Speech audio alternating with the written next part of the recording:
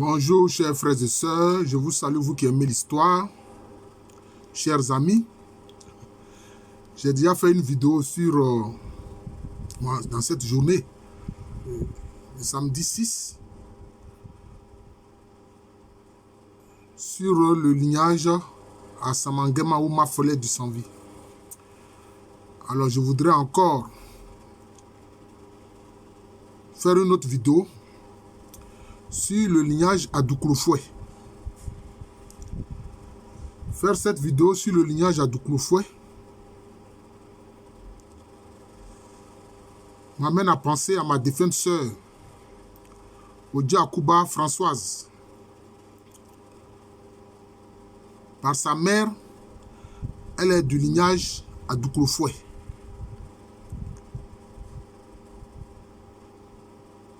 Que Dieu ait son âme. Nous sommes de même père. Odia Akuba Françoise. Elle est du lignage à Douklofoué. Alors, quand on dit à Douklofoué, c'est-à-dire ceux qui viennent d'Adouklo. Mais en réalité, c'est à Douklofoué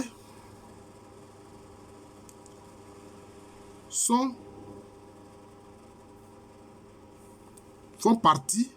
Bon, en fait, à Douklo, ça c'est l'une des localités où ce lignage s'est installé. C'est-à-dire à Douklofoué, c'est-à-dire ceux qui viennent d'Adouklo. Mais à Douklo, c'était une localité qui était dans le Ouassa. Une localité qui était dans le Ouassa. Mais les Adoukofoué, ils font partie du matriclan qui, chez certains Akans, notamment les locuteurs du cul, est appelé Assona. Assona. Je vous ai parlé souvent de ce matriclan-là. Qui a pour symbole le serpent, la panthère, le chat,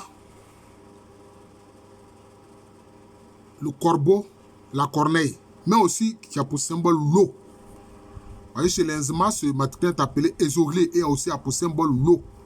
Ils ont aussi pour symbole le riz. Ce sont les ancêtres qui, les premiers, ont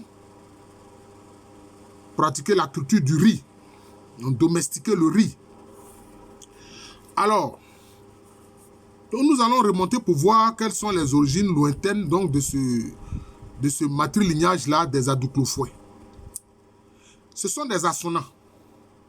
Ce sont des Assona. Maintenant appelé Ezoglé par les Nzema. Et qui étaient appelés Sohié dans les Brossa, parce qu'ils étaient les premiers habitants du pays de Brossa. Au moment où Anou Asma arrive, il va trouver les Sohié. J'ai fait une vidéo déjà sur ces Sohié-là. Voilà. J'ai déjà fait une vidéo sur ces Sohié. Voilà. Notamment, je vous ai parlé du clan Simanfoué. Je vous ai dit qu'ils étaient des Sohié. Voilà. Ils étaient dans les Brossa. À Sramanzan, avec leur reine à Ouatabla. Mais spécifiquement les Adouklo-Foué. Mais beaucoup plus anciennement, c'est tous ces matrilignages de matriclan Assona. C'est eux qui ont créé le royaume de Ani Nsoko. C'est eux qui ont créé le royaume de Ani Nsoko, qui est dans le Bono. Ça fait partie de la région que, administrativement, au Ghana est appelé, au Ghana actuel, est appelé Brong Ahafou. Le Brong Ahafou. C'est eux qui ont créé le royaume de Ani Nsoko. C'est Assona là.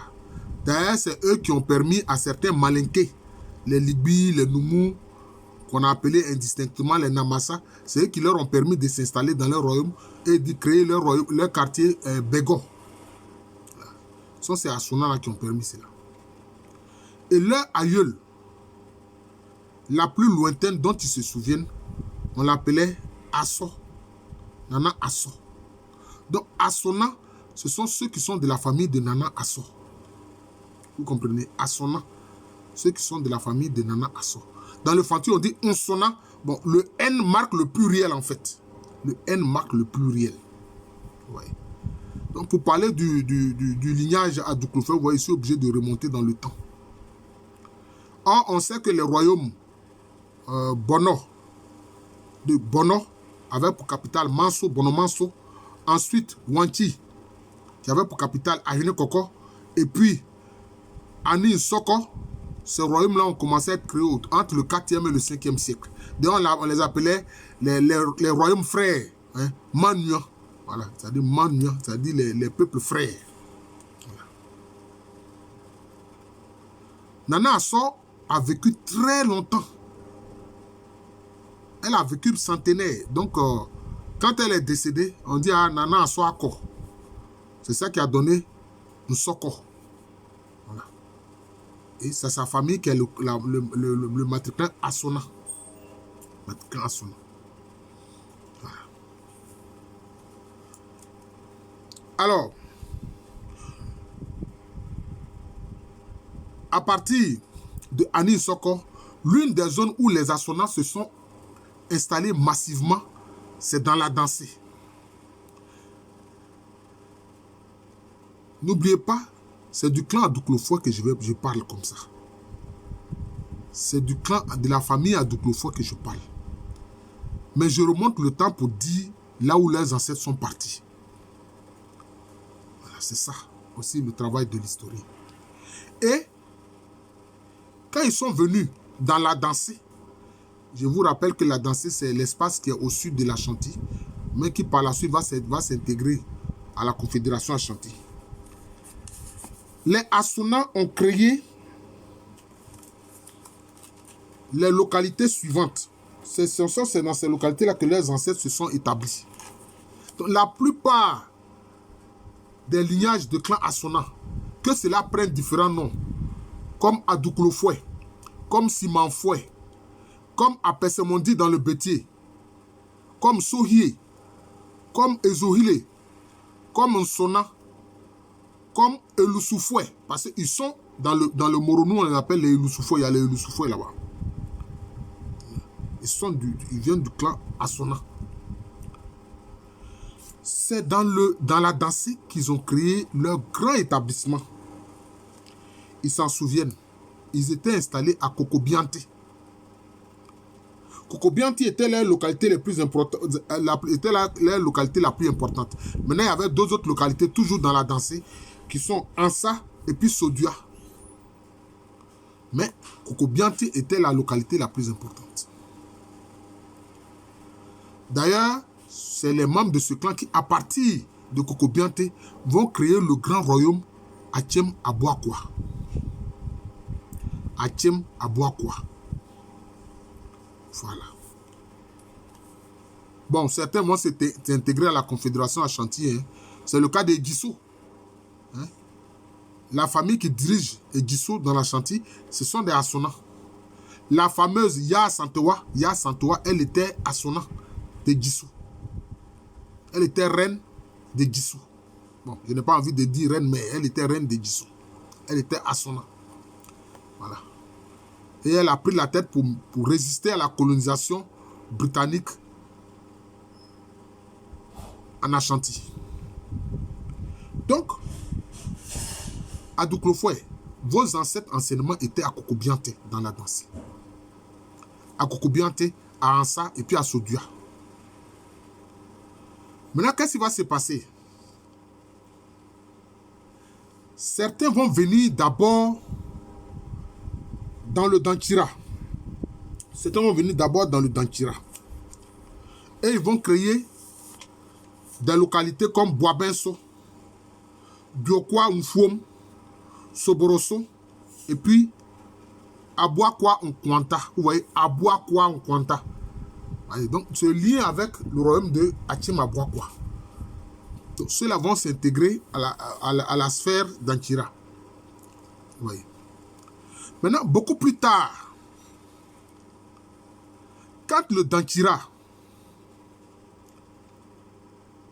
sous son règne, sous son roi, Kodjo Etibo, en 1824, décide de faire quitter son peuple des rives de l'Orphin pour descendre beaucoup plus au sud parce qu'il craignait la méfiance du roi Ashanti Osei Bonsou. Parce que quand il a participé à la guerre contre les Brondiamans en 1818, son armée a été très efficace.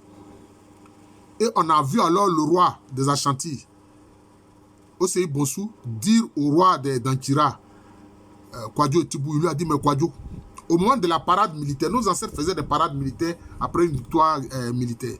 Il dit, mais Kwadjo, mais si tu te bats ainsi pour autrui, notamment moi en l'occurrence, mais que feras-tu quand tu vas te battre pour toi-même? Alors le roi, Kwadjo Tibou, a décidé de s'éloigner de la zone où il était établi, c'est-à-dire non loin des rives du fleuve Wofé, pour descendre beaucoup plus au sud.